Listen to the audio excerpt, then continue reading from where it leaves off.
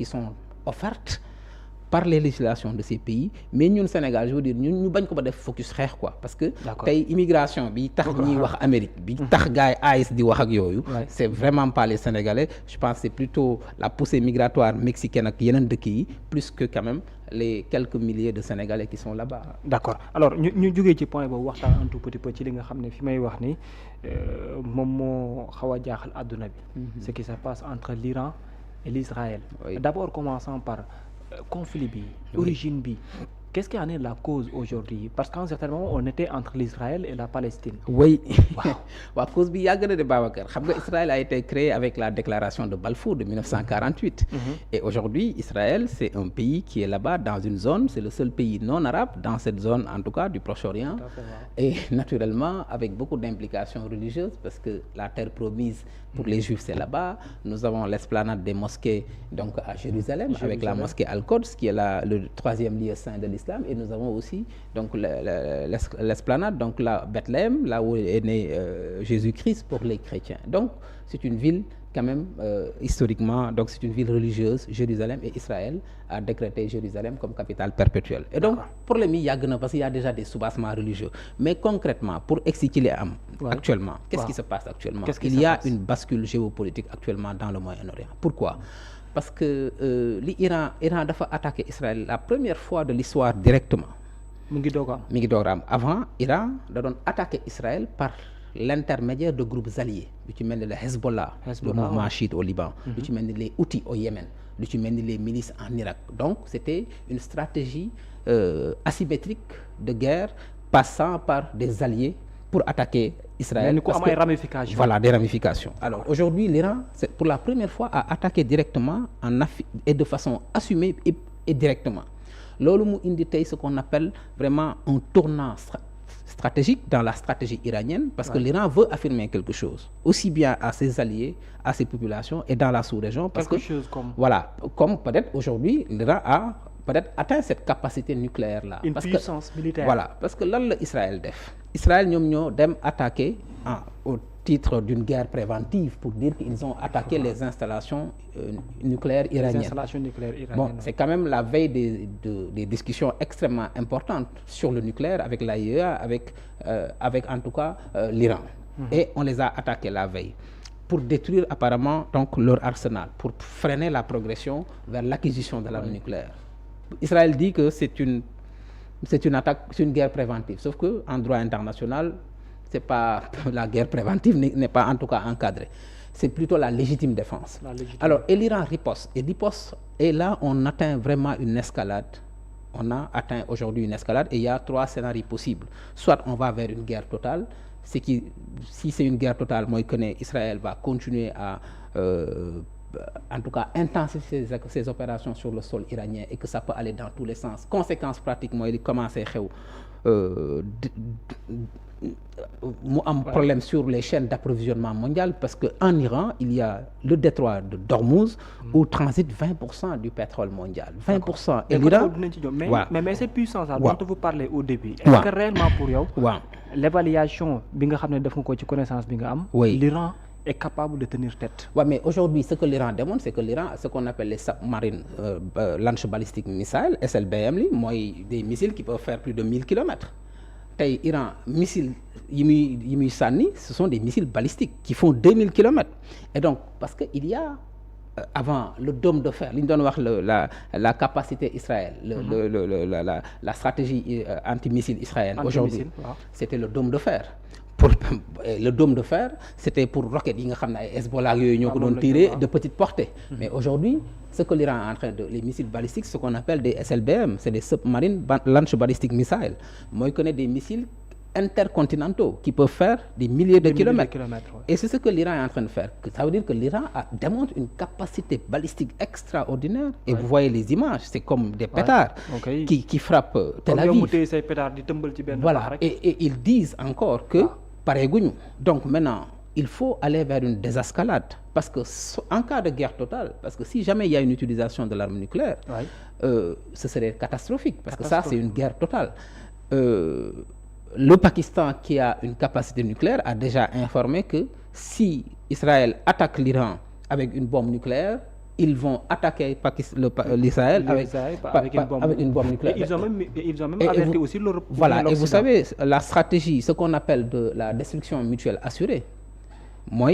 quand on utilise l'arme nucléaire, on rentre dans cette théorie de destruction mutuelle assurée. C'est-à-dire que ni ngay yàqe kële noonu lañ lay yàqe affaire bi tas. Et donc espérons qu'il y ait une désescalade, et ça c'est la diplomatie qui permet de le faire, et c'est quand même les grandes puissances, parler Chine, France, États-Unis, Amérique, Turquie, qui doivent jouer un grand rôle pour amener tout le monde à la table des négociations, parce que bu guerre bi continuer personne ne va y gagner, et particulièrement nag ay mag bu ñuy xeex tout le temps xale yu ndaw yi toog ci suuf tout le temps ñoom la pënd bi di sonal, ak bu kenn daanoo ci seen kaw lay daanoo. C'est ce qui est en train de se passer. Babacar. mais ci benn côté aussi mu mel ni Iran aussi buy prêter le franc, est-ce que tel est le cas avec pas mal de scientifiques iraniens yoo xam ne dañuy ñàkk seen bakkan comme on le dit, mais aussi on nous parle de chefs d'état-major yoo xam ne aussi ont été assassinés. Loolu Iran moo jëlul les précautions, wala ndax moo leen mettre à l'abri, wala ndax stratégiquement Israël connaît bien Iran ak fi mu war a dóor bu baax a baax. waaw mais xam nga aussi Israël c'est quand même, il faut pas sous-estimer Israël, c'est l'une des meilleures armées au monde, et quand on dit meilleure armée au monde, c'est au-delà des capacités militaires, c'est la capacité de renseignement. De renseignement, oui. De renseignement. Mais alors aujourd'hui c'est quoi la configuration? On est dans une polarisation, Babacar. Israël continue de frapper de façon disproportionnée. Les États-Unis d'Amérique, bon, l'Iran a dit que am nañu ay preuves que ne États-Unis d'Amérique ñi ngi jàppale Iran. Xam nga loolu Iraniens yi wax nañ ko. Amérique ba léegi ñi ngi nee ne ñoom duggaguñ ci guerre. Sauf que ñi ngi mettre en garde seen voilà, sauf que on sait, et donc qu'est-ce qui se passe? Les États-Unis, donc certainement il y a du renseignement de la part des alliés, parce que tey les Européens ñoom ñëpp ils ont tous dit qu'ils reconnaissent à Israël le droit de se défendre, et c'est pourtant Israël qui a attaqué en premier, n'est-ce pas? Et donc voyez-vous le discours aujourd'hui dans le monde occidental. C'est comme si que l'Occident... Alors, d'un autre côté, qu'est-ce qui se passe? Voilà, l'allié russe semble être du côté iranien, waxagul dara, et il y a un silence stratégique de la Chine. Un silence stratégique de la Chine. Et donc on a une polarisation, et on voit, et c'est les fractures internationales dans la géopolitique. Le bloc occidental est derrière Israël. Les autres puissances à vocation régionale qui s'affirment aujourd'hui, soit ils sont avec l'Iran ou bien... et les États-Unis d'Amérique. Voilà, ouais, mais les États-Unis font partie du bloc occidental. C'est vraiment l'alliance de l'Ouest, l'OTAN. Et donc naturellement, les autres parties du monde, la Russie qui semble soutenir l'Iran, la Corée du Nord qui est prête à rentrer en jeu à tout moment, avec le Pakistan qui a déjà donné aussi sa position. Et donc, nous, aujourd'hui, voilà la réalité géopolitique. Il y a une polarisation de ce conflit. Et personne, je dis bien, personne ne va y gagner, parce que si les détroits sont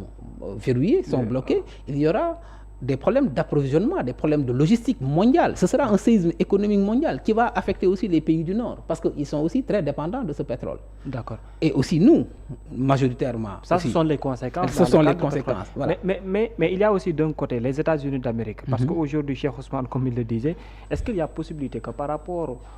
à des avions israéliens qui volent pour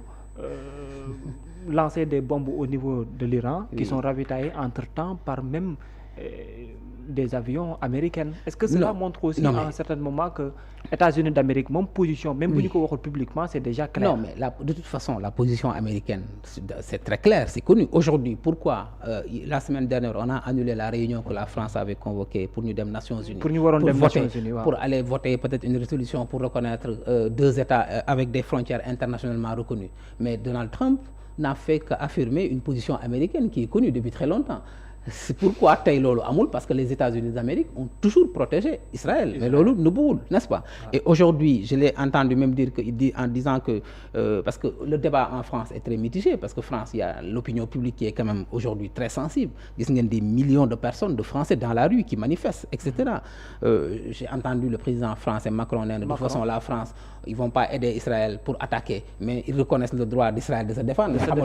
Alors que Israël moo njëkk a attaqué loolu yëpp waxantu la. La réalité, c'est que tout le monde, ku ci nekk xam nañ fi nga far. Maintenant, les implications pour une guerre totale et l'utilisation de l'arme nucléaire, c'est ça qui est un peu délicat. Parce que ce sont des décisions terribles à prendre. Parce que comme je dis, si le Pakistan évoque la possibilité de pouvoir attaquer Israël en cas d'attaque de l'arme nucléaire, on est aujourd'hui, personne n'a intérêt à ce que dans cette zone du monde là qu'il y ait un embrasement total ça peut déclencher une troisième guerre mondiale Babacar te loolu yàlla nañu ci yàlla musal donc moo tax ñun ñëpp il faut que ñu xaw a wàccee tension bi ñu waxtaane ko parce que bu xeex amee waaw ci àdduna bi xeex yi mës a am yëpp pendant que les gens font la guerre les diplomates discutent tey Russie ak Ukraine la guerre bi di tàng yëpp chaque suba teel ña ngay toog di discuter ci ay table notamment Turquie bu yàggul dara voilà donc c'est ce qu'il faut faire et c'est là où la voix du Sénégal aussi est attendue. d'accord dinañ ñëw ci voix du Sénégal par rapport communiqué bi nga xam def nañ ko mais balaa boobu tey mooy le monde entier aujourd'hui yaa ngi waxu toog sur la table pour waxtaan oui mais naka lees war a mën a entamer wala approcher oui ba sorte que loolu mën a nekk une possibilité mais loolu mën na nekk parce que xam nga c'est pas la première fois que Israël ak Iran am escalade c'est pas la première fois c'est pas la première fois que Israël wax naa leen ko depuis 1948 plusieurs guerres ont eu lieu Kippour guerre des 6 jours etc donc c'est pas la première fois et il y avait des accords il y avait des discussions en cours n'est-ce pas mais xam nga bu fekkee ne de discussions yi amoon na sur le programme nucléaire iranien avec l'AIEA donc tout ça on discute parce que l'Iran dit que moom dafa bëgg a développer ses capacités nucléaires pour du civil et que voilà et puis xam nga aussi àdduna bi Babacar le traité de non prolifération des armes nucléaires le TNP est signé que par 5 pays mooy 5 pays yi nekk conseil de sécurité ñoom ñoo am droit am arme nucléaire après ñu ne ñeneen waruñu koo am léegi yeneen dëkk yi ko am Israël a l'arme nucléaire Israël n'a pas signé le traité de non prolifération te pourtant mu ngi am soutien wu voilà alors c'est pour dire la réalité et la complexité des relations internationales ñun il faut que en permanence je dis bien ñu am ay grille de lecture ce que fait Donald Trump warul bett kenn boo xalaatee ne li muy def c'est la théorie du réalisme de balance of power. Pourtant il a toujours théorisé aussi cette paix. Non dans la théorie du réalisme Babacar il y a pas de place pour les organisations internationales lan moo tax Donald Trump désengagé États-Unis d'Amérique ci accord de Paris dafa ne man sama stratégie mooy taalaat usines yi Amérique je veux faire du neo-sharing dañ doon def offshoring je fais du neo-shoring ou du near-shoring damay taal usines yi Amérique donc seen accord Paris boobu ça ne m'engage pas mu ne OMS xaalis bi ma doon jël di ko fa dugal ça ne m'engage pas parce que Donald Trump dans la théorie du réalisme encore une fois tel que théorisé par Hans Morgenthau et Kenneth Wolf il y a pas de place pour ay organisations internationales il y a que des États sur la scène internationale qui sont régis par des rapports de force de balance of power mën sa moroom duma amul multilatéralisme je discute bilatéral et quand je discute bilatéral America first c'est d'abord l'intérêt des États-Unis d'Amérique nga jël mu neex la mu naqari la c'est ce que je vais faire et ce qu'on appelle la théorie de la dissuasion et c'est loolu foofu la Donald Trump toll donc loolu ñun bu ñu ko comprendre ci grille de lecture yi muy def yëpp waruñoo bett mooy que ne moom il n'est pas aujourd'hui dans la logique de Donald Trump gis nga liste dëkk yi ñuy def ci liste yëpp xam nga lan mooy logique bi ce n'est pas ce qui se passe en interne dans les pays non c'est simplement une proximité avec l'adversaire parce que en géopolitique il y a un principe ce qu'on appelle le piège de Thucydide Babacar le piège de Thucydide mooy que ne le numéro 1 il est préoccupé à ne jamais être rattrapé par le numéro 2 problème mu Amérique mooy que ne Chine bañ leen a dab tout comme ñun problème boobu la ñu am ak Côte d'Ivoire aujourd'hui la Côte d'Ivoire fait tout pour que Sénégal du ko dab loolu c'est la réalité des relations internationales donc dans ce piège de Thucydide là Donald Trump bu ngeen seetloo li muy def yëpp et d'ailleurs la Chine réplique aussi parce que Chine waxuñu Amérique bu ne damay def droit de douane 25% Chine dugal galgal ne léegi man 0% droit de douane donc loolu yëpp ci xeex bi la c'est l'intensification de la guerre commerciale donc ñun il faut que ñuy décortiquer ces grilles de lecture donc Donald Trump tey tout régime je dis bien tout régime qu'il analyse et qu'il pense être proche de ses adversaires da lay dugal ci loo bi d'accord donc moom loolu mooy logique am donc c'est à nous maintenant de démontrer au monde entier que ñun Sénégal dugguñu ci benn clan on a toujours été un pays non aligné je rappelle qu'on faisait partie du groupe des non alignés de Bandung mais ça a toujours été la position du Sénégal mooy que ne ñun xuloowuñu ak Russie xuloowuñu ak Ukraine ñaari dëkk yëpp ñu ngi fii xuloowuñu ak Israël xuloowuñu ak Palestine ñoo ngi depuis 75 on défend le peuple palestinien aux Nations Unies le président Yasser Arafat voyageait avec un passeport diplomatique sénégalais depuis 75 on dirige le comité de défense des droits du peuple palestinien et pourtant Israël a une ambassade accréditée ici à Dakar et donc les deux Corées étaient ici parce que c'est la tradition du Sénégal nous sommes un pays d'équilibre ñun boo bëggee nekk ko kuy arranger xeex doo far est-ce que ñun dañu war a àtte xeex est-ce que équilibre bi ngay wax noonu nekk na ci logique gu communiqué bi ministère bi génnee mais bien sûr enfin ban communiqué ministère bi génnee ministère bu Yacine Fall génne na benn communiqué ci 3 tranches xam naa Aliou Ba dinañu ko baaxee. dellusiwaat d'abord par commençant rappeler que ne lu jëm ci wàllum droit international lu ñu war di respecter la moo nekk nii d'abord. lu weesu droit international ni nañu ko respecter. moom ci benn côté aussi nee na kenn warul xotti worma li nga xam ne moo di wàllum jàmm ak salaam bu ñu tënk. leneen à la limite aussi war nañ mën a dem s'il y a possibilité toog sur la table pour discuter. ndax jàmm kese ça c'est la position du Sénégal. Le Sénégal vous savez li tax ñu am tey ay forces engagées dans ce qu'on appelle les OPEX les opérations extérieures dañoo am ay doomu Sénégal ay militaires yu nekk dans les casques bleus. Nous avons des militaires sénégalais dans ce qu'on appelle les forces africaines en attente dans l'architecture sécuritaire de la CEDEAO et de l'Union africaine. Loolu mooy Sénégal dañu nekk dëkk boo xam ne partout dans le monde on participe aux opérations de maintien de la paix. On participe à la préservation de la paix et de la sécurité internationale. Donc je pense que communiqué bi il faut ngeen féliciter ko ci loolu. bu fekkee ne ci loolu la yem. Par contre je pense il me semble qu'il y a un mot qui a été en tout cas utilisé dans ce communiqué. Le Sénégal exprime sa profonde préoccupation suite à l'attaque militaire israélienne contre la République islamique Iran, escalade qu'elle a engendrée au risque de déstabiliser toute la région Moyen-Orient, déjà confrontée à une situation conflictuelle dangereuse. Le Sénégal condamne tout acte d'agression et de violation du droit international qui constitue une grave menace à la paix et à la sécurité internationale. Le Sénégal appelle à un cessez-le-feu immédiat entre Israël et Iran et réitère son attachement au principe du règlement pacifique des différends au multilatéralisme comme fondement de relations entre États-Unis seul mode viable de résolution des conflits. C'est rappeler les principes des Nations Unies. Que nous avons créé les Nations Unies en 1945 parce que la SDN, la Société des Nations, n'avait pas réussi à empêcher les 2 guerres mondiales. Et ñu ne nag léegi àdduna bi il faut que ñu am une organisation des Nations Unies pour le règlement pacifique des différends. C'est le principe que le Sénégal gis naa la aussi ci sa contribution nga bind ne benn confrontation au-delà de la région. nga dellu si waat encore ci les conséquences par rapport ak pétrole bi ak prix bi entre autres ak Moyen-Orient. lan nga bëgg a wax foofu exactement. waaw non conséquences yi kañ moom da commencé na déjà takarnaas vous savez que pétrole bi yokk na 10%. effectivement léegi Babacar bu pétrole bi yokkee 10%. li war a am il faut ñu expliquer ko Sénégalais parce que yokk na 10% parce que les marchés financiers sont déjà affolés. te détroit yi tëjagul sax. Imaginez bu détroit yi tëjee fi nga xam ne presque ay millions de barils dafay jaar bu ñu demee ba léegi millions de barils yëpp mënatuñu fa jaar en économie bu produit bi manqué njëg yi dañuy yokk. C'est vrai, n'est-ce pas ça c'est la loi de l'offre et de la demande. beneen bi bu ñu tëjee ba détroit yi Hormuz wala Bab al-Mandeb kii bi nekk Yémen ci suuf. qui donne accès qui connecte l'océan Indien et la mer Rouge là où il y a le canal de Suez en Égypte. Donc c'est quand même 20% et presque 12% du pétrole mondial qui passe là-bas. Donc bu ñu ko tëjee bateau yi dañuy obligé ut yeneen yoon. Donc transport bi day gën a cher bu transport bi gën a cher assurance bi gën a cher contournement bu assurance bi gën a cher forcément importateur bi day yokk njëg bi. Et bu njëg bi yokkoo comme tey pétrole bi njëg bi yokku na qu'est-ce qui se passe ñaari mbir mooy am.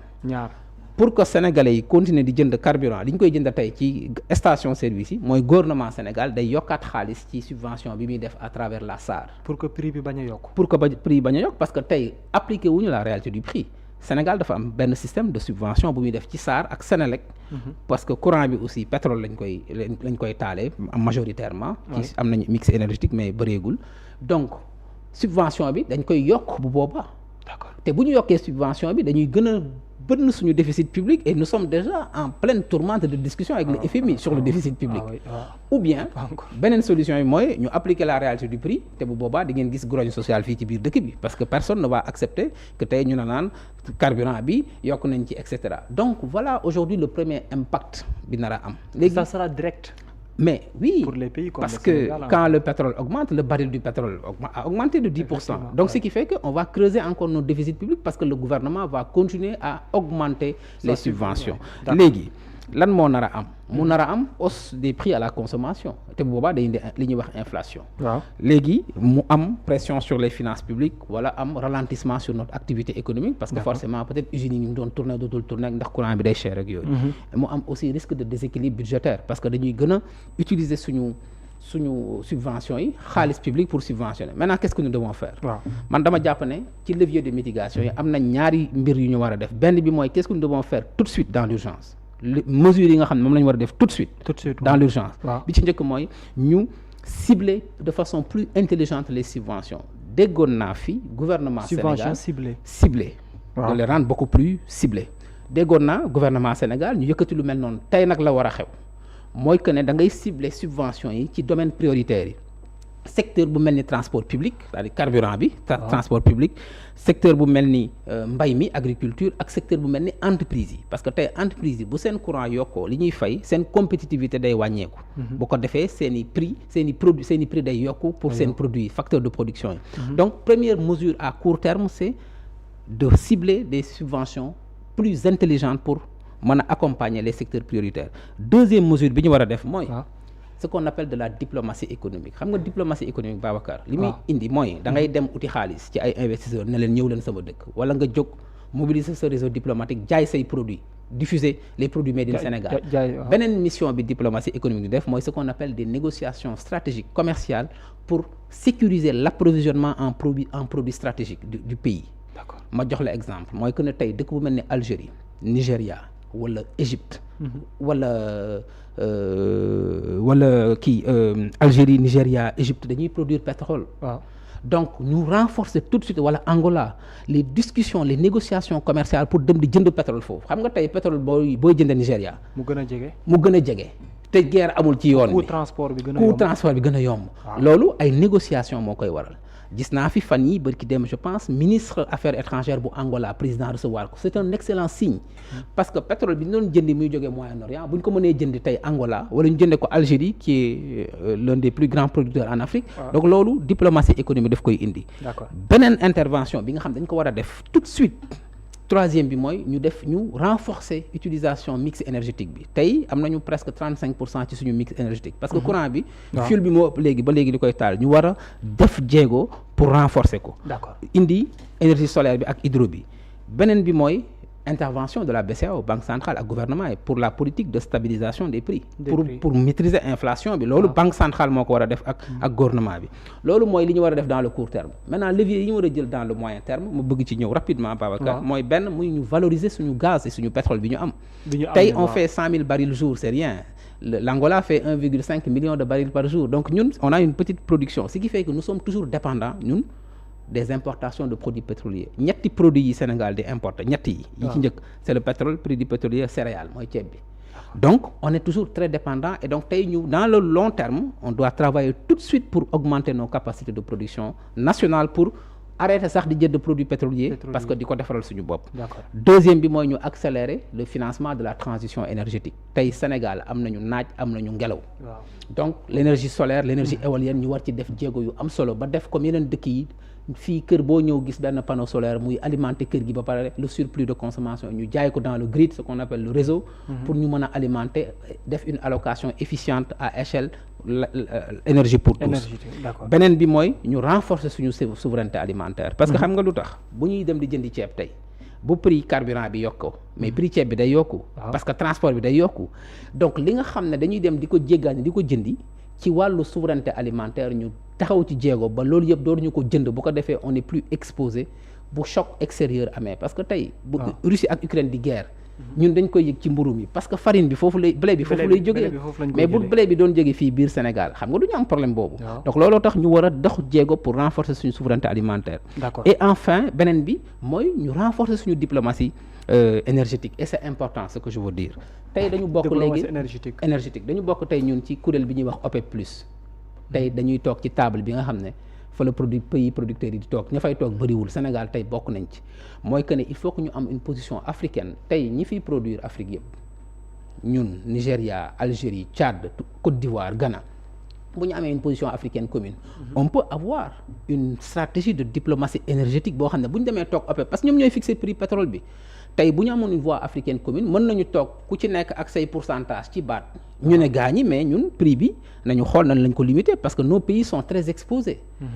te loolu position africaine commune daf koy indi pour que ñu am une diplomatie économique une diplomatie énergétique dense beneen bi mooy utiliser cette même diplomatie énergétique pour que Sénégal à la kuliyal ci CEDEAO ñi fi produire pétrole xam nañ leen. mais ñu bokk ci acteurs majeurs yi. d'accord te loolu diplomatie énergétique moo koy waral mobiliser suñu réseau dem jaay suñu pétrole Burkina Faso Niger et cetera et cetera. et loolu c'est de la diplomatie enfin. suñu diversification économique Babacar dañu am accord bu am solo bu ñu signé muy zone de libre échange continentale ZLECAf. Cet accord-là